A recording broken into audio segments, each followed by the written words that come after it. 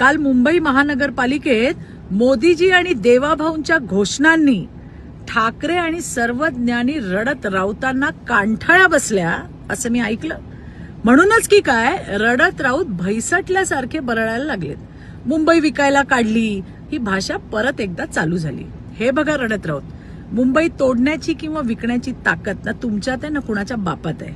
पण तुमच्या वारंवार वक्तव्यावरून हे नक्की की तुमच्या डोक्यात हे नक्की आहे महायुती असताना हे कदापि शक्य होणार नाही. रडत राऊत, तुम्ही कायम अदानी आणि अंबानीच्या नावाने खडे फोडता. पण काय हो, अंबानीच्या घरात लग्न होतं तेव्हा त्यांच्या तालावर स्टेजवर कोपऱ्यात कुठेतरी नाचणारे आणि लग्नातल्या पत्रावळ्या उचलणारे तुमचे मालक उभ्या महाराष्ट्राने पाहिले.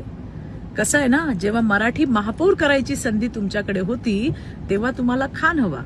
तुमचं खानाला मुंबईचं महापौर बनवण्याचं स्वप्न तुटलं. म्हणूनच त्या धक्क्यातून सावरायला की काय तुम्ही परभणीत मराठी माणूस नाही खानाला महापौरपदी बसवलं. दिल्लीच्या नव्या मालकाचा हा वाण नाही पण गुण लागलाच तुम्हाला सर्वज्ञानी रडत राऊत. धन्यवाद. जय हिंद, जय महाराष्ट्र.